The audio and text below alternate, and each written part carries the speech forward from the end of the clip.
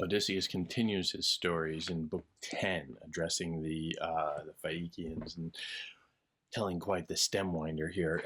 More monsters, more vicious bad luck, more vicious retribution from the gods.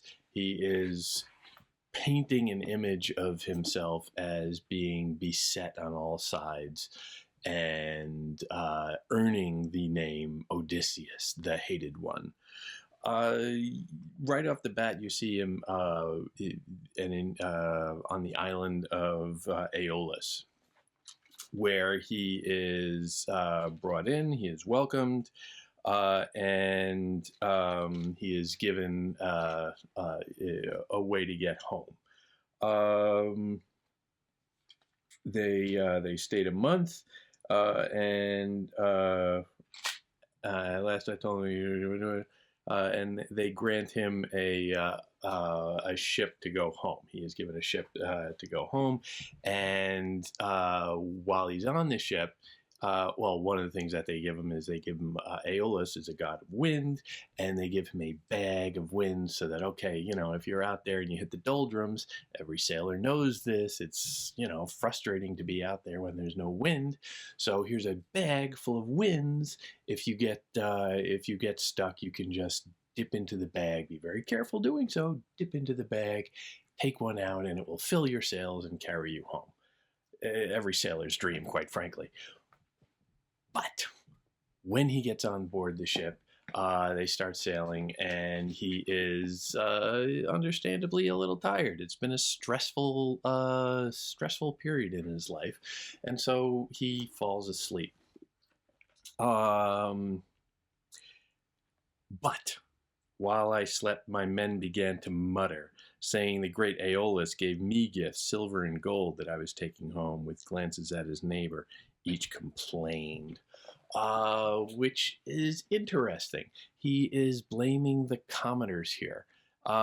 He is suggesting that the common folk are somehow gripers. They're complaining all the time. This is a thoroughly aristocratic suggestion.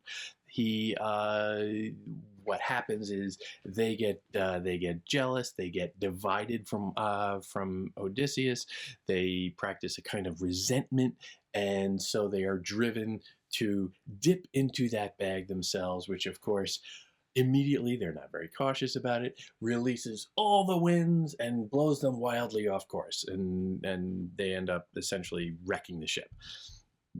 Now, consider the story he is telling and the point that he's making, and he is blaming the common people. He is blaming his crew, his sailors.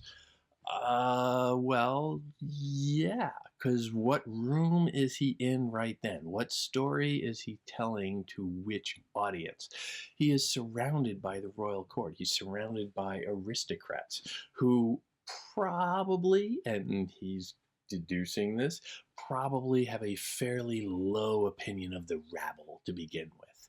And so blaming them, and especially blaming them on economic grounds. Remember, this is a trading society. It's a shipping society. So there's a fairly rigorous sense of entitlement among economic activity and economic privilege. And so they would probably be eating this up. The crew complains. It seems that everybody loves this man and honors him in every place we sail to. He also has that loot from sacking Troy. We share the journey with him, yet we come back home with empty hands. That's socialism. They gotta hate that. Odysseus continues, that bad idea took hold of them, and they did it. They opened up the bag, and all the winds rushed out at once. A sudden buffet seized us and hurled us back to sea, the wrong direction, far from our home. They screamed, and I woke up and wondered if I should jump off the ship and drown or bite my lip, be stoical, and stay among the living. I endured it. which is the default position of aristocrats everywhere. Like, oh, the commoners screwed up again. I have to endure it. Pity me. He is using this little story, may or may not be true, this little story to align himself with the aristocrats of the Phaeacians. He is painting himself as a victim. He's painting himself specifically as a victim of class resentment, of economic resentment, of everything that he has been able to deduce from his surroundings. He can read the room. He saw the splendor of the court as he walked in. He also saw the city itself as he walked through it and saw, okay, there's probably some common people around here. And what's the difference? And what is the likely attitude of one to the other? And so he's using this story to curry a certain favor and align himself. Because all he wants to do, he's not just telling a story to tell a story. All he wants to do is drive the message that you like me. I'm on your side. Help me. It's relentless. He goes back. They go back to Aeolus. He blames his men. He plays the victim again. He appeals for pity from Aeolus. Aeolus gives none and suddenly seems a little bit harsher. He gets rejection, and this is a sense of, oh, why did you reject him? Again, think about how that is going to play to the king and queen to whom he's appealing in the Phaeacians. He wants to say that, okay, generosity is good. Generosity makes you the good guy. When you are suddenly rather stingy with that generosity, then you are the bad guy. And that's the other message he wants to do. He's always carrot and sticking it. He's saying, okay, carrot, we're all the same. Don't you want to like me? But at the same time, if you act against me, that makes you the bad guy. So he's playing both sides of it because that's all he ever does. Polymetis, Polytropon. He's always thought his way through. They get back out on the sea, and they come up once again on another island. It turns out to be inhabited with the Laestygonians, and they are another example of a hostile host. They start attacking them. There's more cannibalism, or they're eating their guests. It is another brutal slaughter. A parallel, obviously, to the Cyclops episode.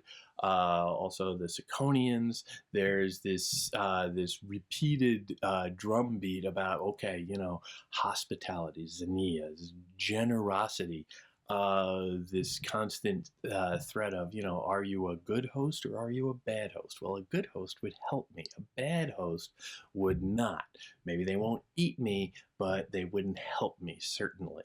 And there's one way to be a good host, and that's to really take me into the fold and help me out. Let me get home. The next adventure is really the critical one, kind of how the first two adventures in the previous chapter or the previous book led up to the Cyclops. These two relatively short little episodes, and they're very tiny episodes really, lead up to the adventure with Circe. Circe is a complicated figure who is identified early as a witch. She is said to have powerful drugs. Remember the association of Helen with drugs.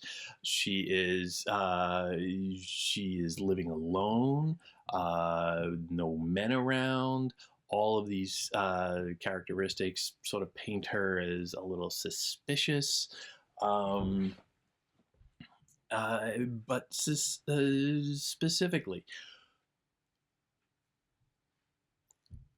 Odysseus and his men land on her island. They send out an exploratory party, and those men come up to her, and she turns them all into pigs, literally swine.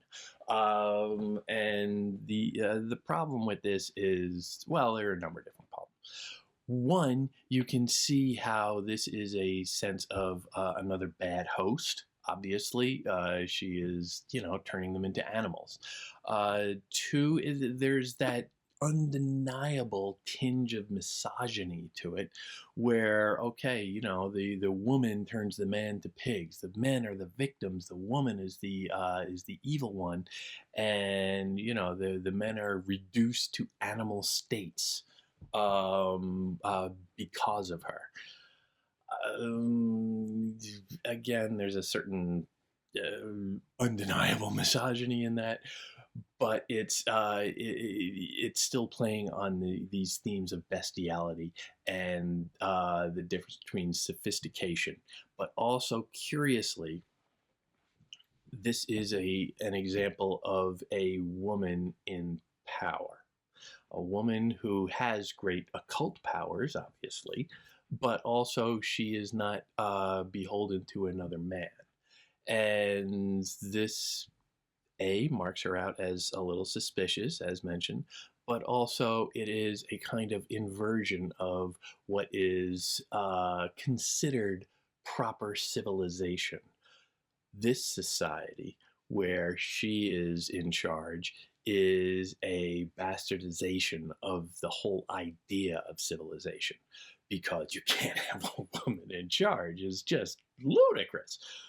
But it is when Odysseus shows up, and Odysseus thinks ahead, and he gets from divine help. Of course, he's always pointing out that the gods are on his side and want to help him.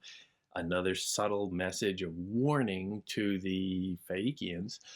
But with the gods' help, he wards off the curse. He has a plant, a drug of his own given by the gods that prevents her magic from taking place. And so once she realizes that he cannot be transformed, that her powers do not work on him, then she immediately reverses and becomes quite the weak woman in this calculation. And he ascends, and he suddenly is in charge, and this is suddenly his home, and she is catering to him, and he is calling the shots. And this is another sense that, well, this is how things should be, with the man in charge. The woman is very powerful, yes, but the man should be in charge. So now you get the sense that, well, if he was playing initially to some of the concerns of how women are treated, and how good women are treated, and powerful women can find their place, now he seems to be shifting that pendulum just a little bit over and playing to the man a little bit, playing more to the king, who is standing sort of in parallel to the queen, and he's not sure always which audience to play to. Sometimes he's playing to the queen and buttering her up and appealing to the things that she would like. Sometimes he's playing to the man and playing to his ego and his interest and his particular perspective. And you can see this in the reassertion of the patriarchy at this point, because when he takes control of that scene, when he is suddenly once again in charge, he is Odysseus, and he is basically sitting in the throne. That is civilization. Circe still has a part to play. Circe still has a voice that is valid and valued. she advises him, okay, you want to get home. Let me give you some suggestions here. What you need to do is go visit the land of the dead. You need to go see the underworld, and you need to seek out Tiresias the seer, and you will have, with that, you'll be able to figure out everything you need to know, and you'll be able to get home. But it is serving him.